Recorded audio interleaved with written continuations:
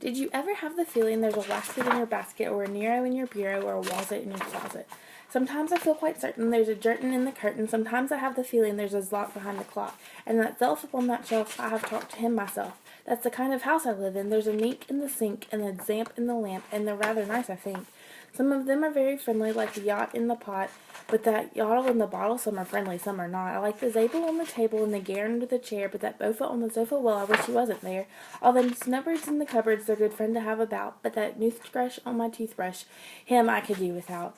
The only one I'm really scared of is that rug under the rug, and that Gimme up the chimney. I don't like him, not at all. And it makes me sort of nervous when that Zal scoots down the hall. But the Yeps and the Steps, they're great fun to have around, and so are many, many other friends that I have found, like the Teller and the Neller, and the Geller and the Deller, and the Beller and the Weller, and the Zeller and the Cellar. And the Geeling in the ceiling, and the Zower in my shower, and the Zillow on my pillow. I don't care if you believe it, that's the kind of house I live in, and I hope we never leave it. For some of us, this may be one of the earliest memories that we have being read to as a child. Bedtime stories, story time, all of that's really common.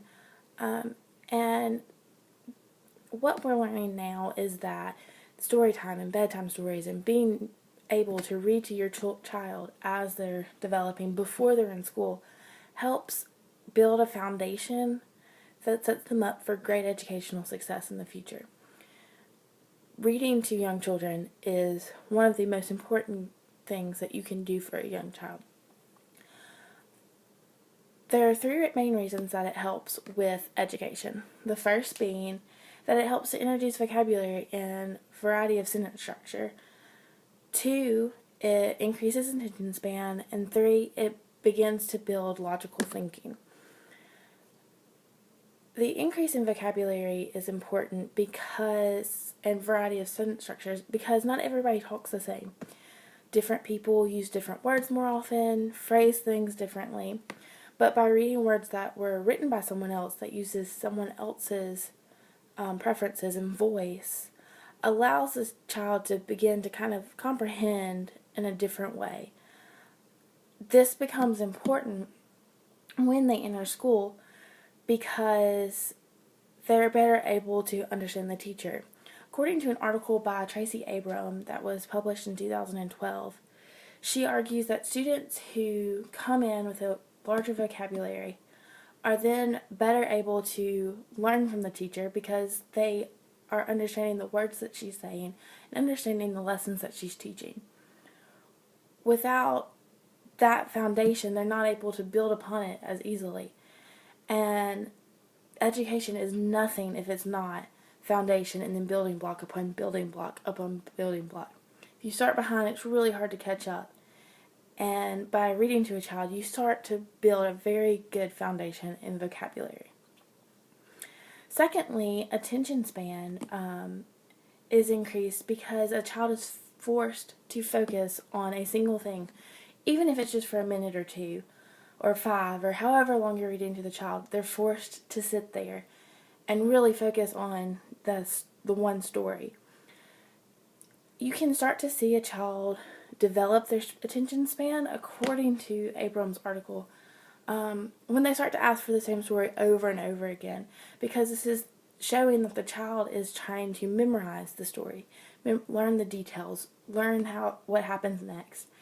And that is an important factor as they go into school. Without being able to remember facts, then it's hard to use that as a building block.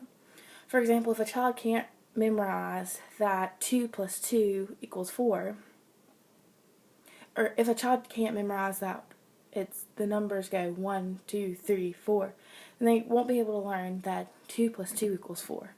Without learning that, they can't learn that 2 times 2 equals 4 also. That 4 divided by 2 equals 2. Everything builds upon each other, and it's important that they learn how to really learn a fact and internalize it. Third, logical thinking skills are taught by associating words and ideas with what it really means. Books help this by talking about different actions and different objects and then showing pictures of it. The child is then able to make the connection, and once they learn how to make the connection between words and what it actually is, then they're able to move on and apply that to more difficult concepts to grasp. Overall, children are absolutely need to have the foundation that is given to them by being read to. They need that foundation to be successful in the future.